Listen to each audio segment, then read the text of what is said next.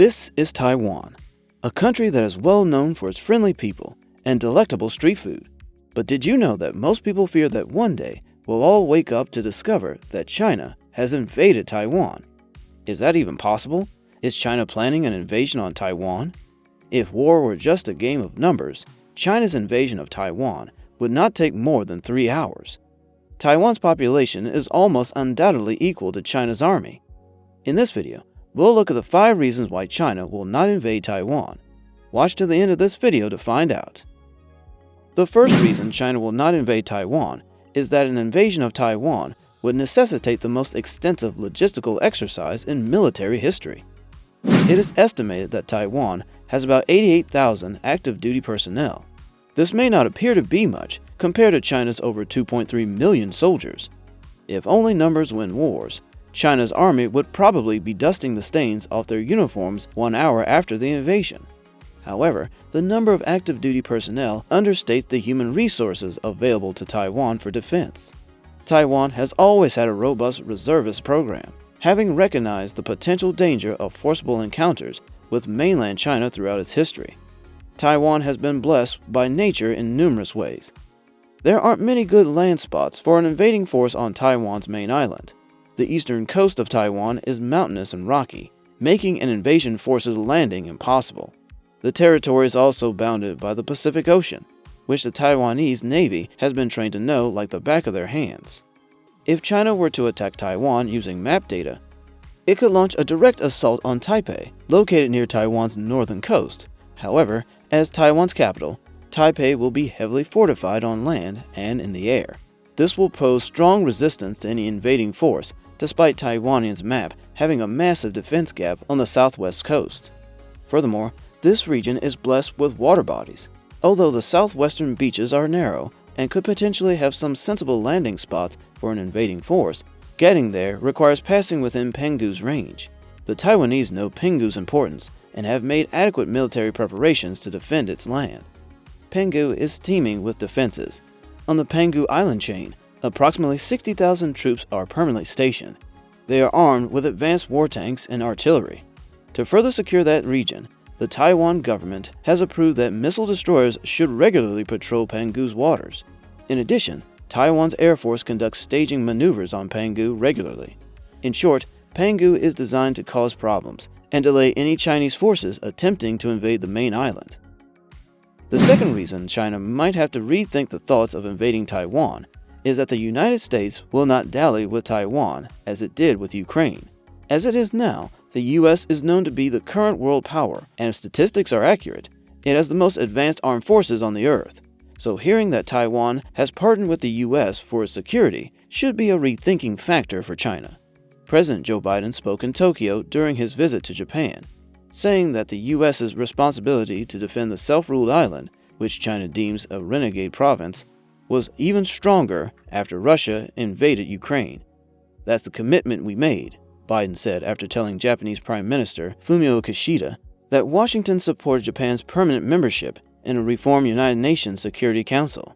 To counter a nuclear-armed North Korea and a more assertive China, Tokyo plans to increase its security by spending record amounts on the military.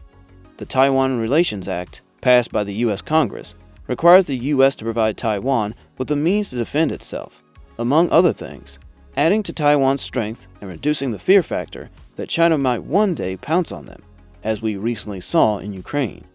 However, the Taiwan Relations Act does not require the United States to come to Taiwan's aid in the event of an invasion. The U.S. pursues a policy of strategic ambiguity regarding how it would react to a China invasion of Taiwan. The U.S. has more than enough reasons to protect Taiwan and react aggressively if it gets invaded by China. The U.S. is likely to be far more proactive in assisting Taiwan than it was in Ukraine. To begin with, Chinese dominance over Taiwan would sway the Pacific Ocean's delicate power balance. China would be less than 100 miles from Japan's westernmost island if it were to gain control of Taiwan. The U.S. maintains a substantial military involvement in Asia, owning a sizable military influence in a place like Japan. If China were to gain complete control of Taiwan, it would give it total influence over ship traffic in the South China Sea. And this will significantly affect the U.S. bases in Japan, South Korea, Guam, and Hawaii. However, the United States can respond rapidly to a Chinese invasion of Taiwan. If the U.S. decides to assist in Taiwan's defense, the U.S. Air Force could take off from Okinawa and arrive in Taiwan in less than an hour, granting the Chinese invasion force very little time to strike or dominate Taiwan. Before we go any further, don't forget to like and subscribe to our channel, TechnoGlobal Innovation. Let's return to the video now. Thirdly, invading Taiwan will be Xi Jinping's most dangerous career move.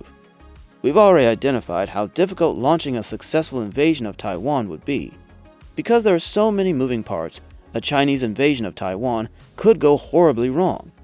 Let us now consider the internal factors that could make Xi Jinping's invasion of Taiwan a suicide mission. Yes, China and Russia are international allies, but that does not mean they face the same challenges. We've seen Xi Jinping's and his fellow traveler Vladimir Putin shake hands numerous times, but the leaders rule in different countries.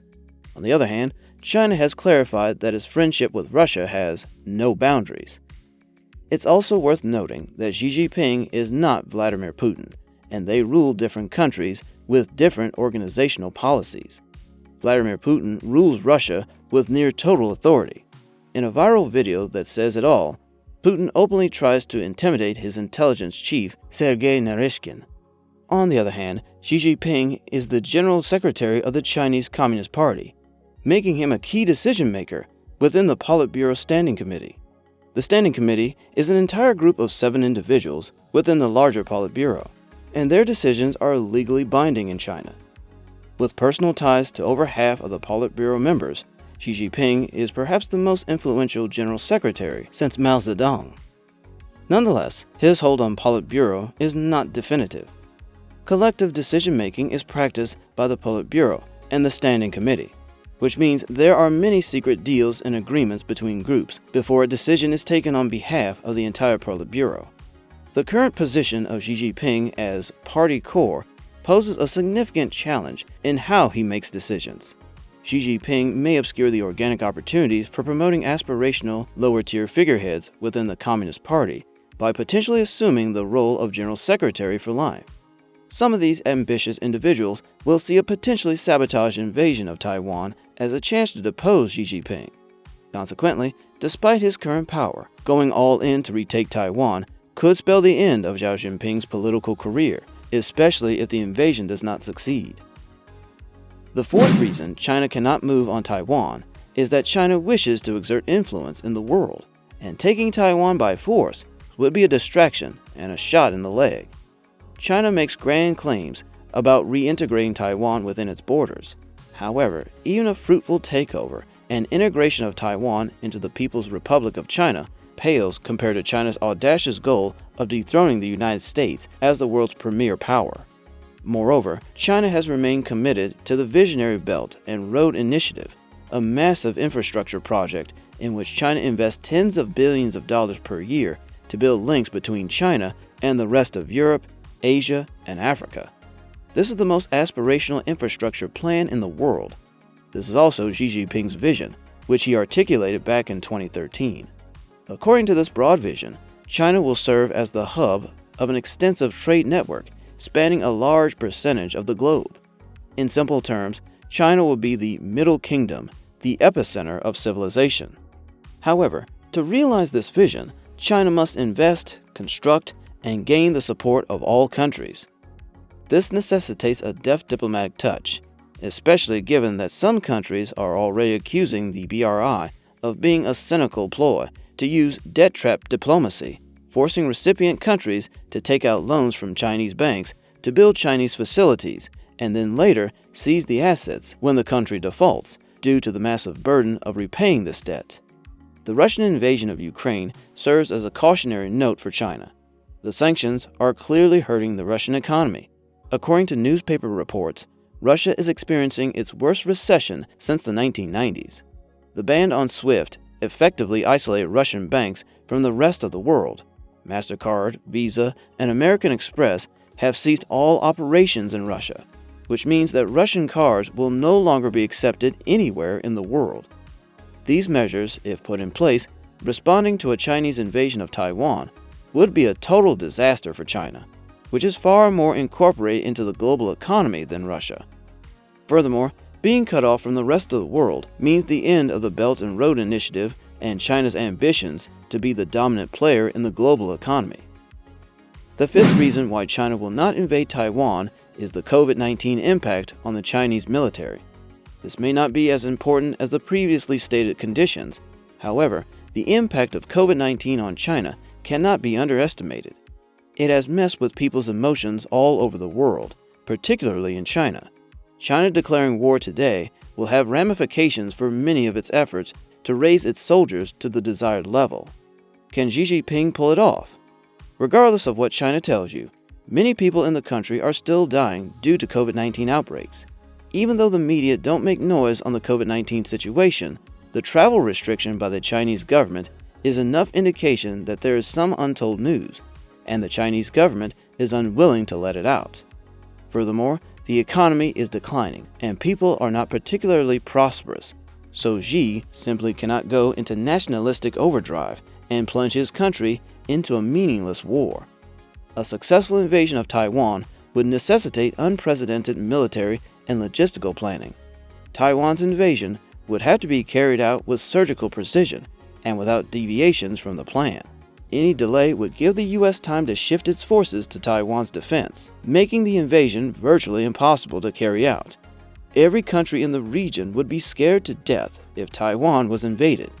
Many people will show up to defend the status quo. If you like this video about 5 reasons why China won't invade Taiwan, then make sure to watch any of the videos on our YouTube channel, TechnoGlobal Innovations.